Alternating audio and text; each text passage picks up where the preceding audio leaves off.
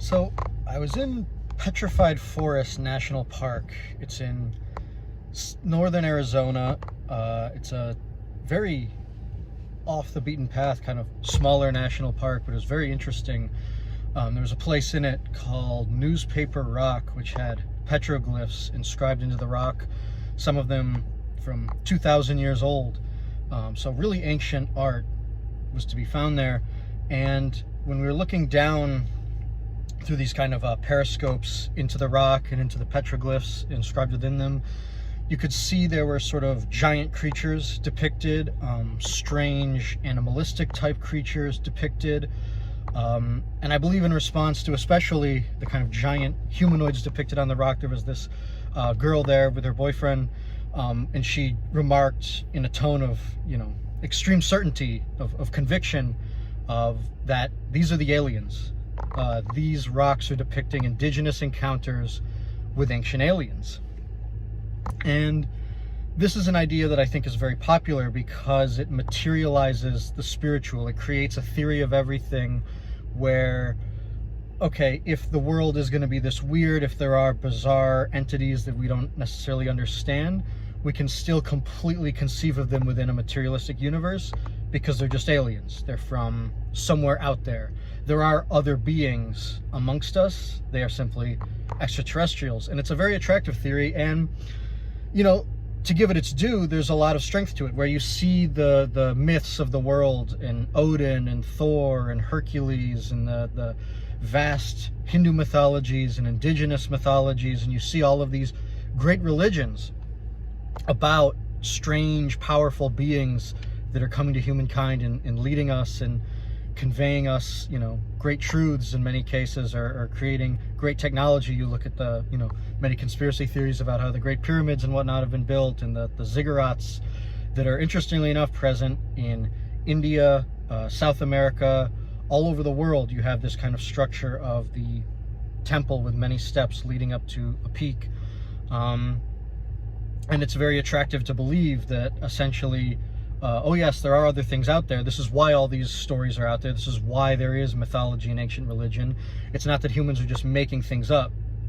We would like to give ourselves more credit than that, right? Give our ancestors more credit than that these weren't just mythologizations of things that were in our heads, but they were rather real experiences.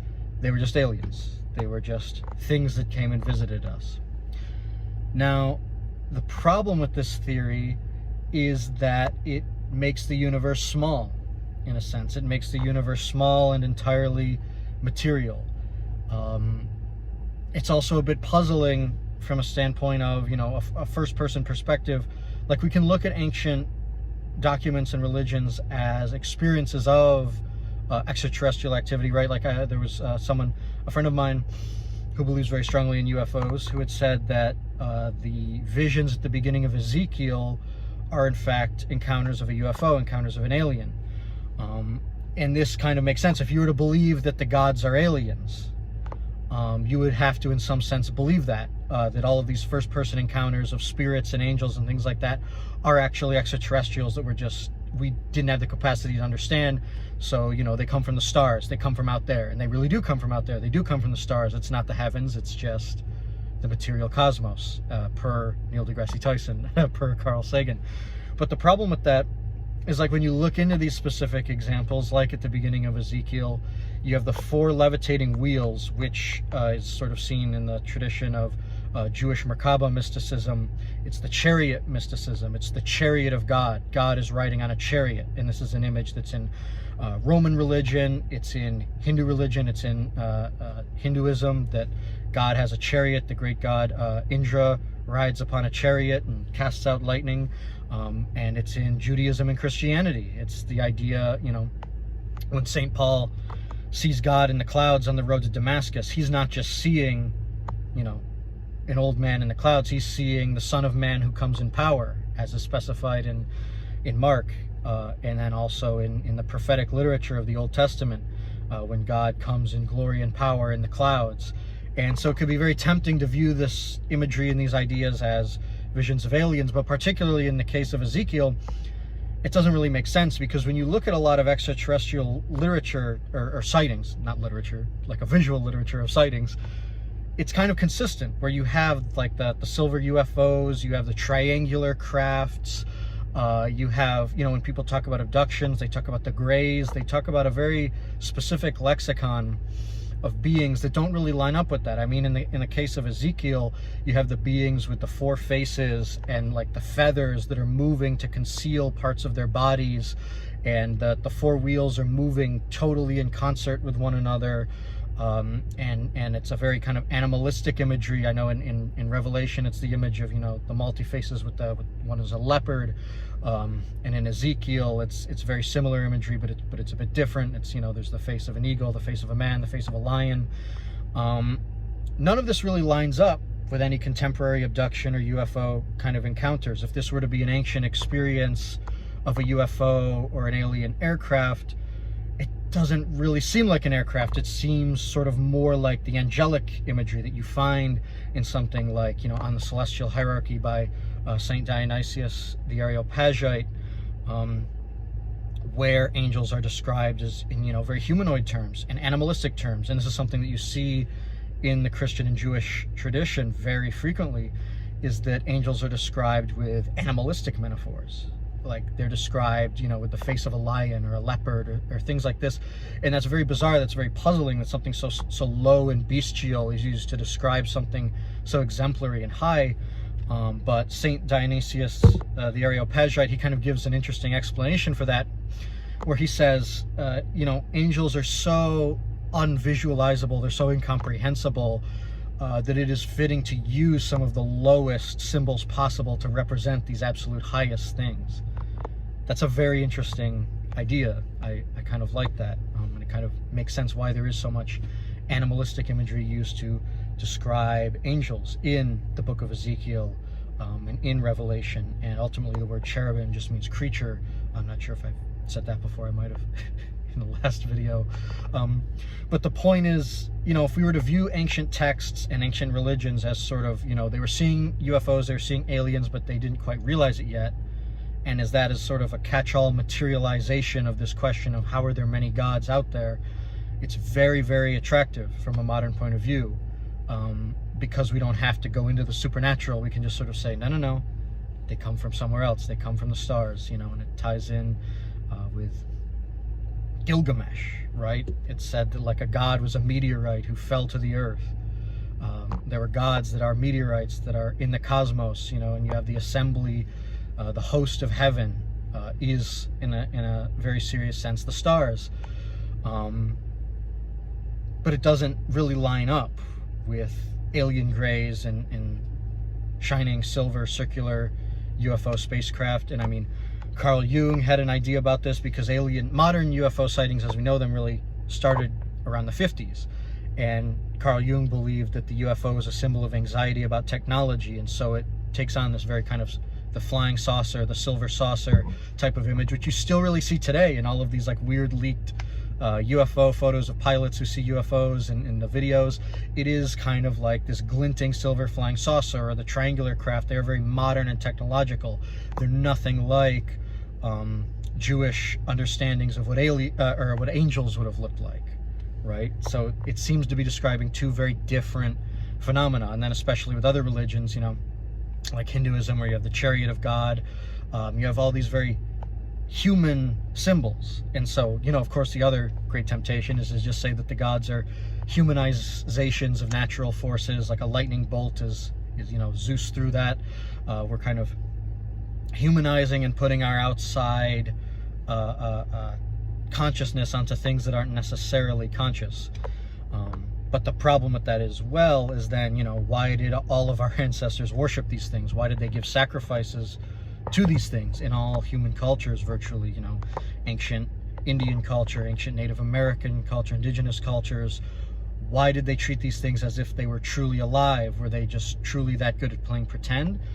I mean, we have to give our ancestors credit, right? We have to give them the credit to believe they're just as intelligent as that we are now.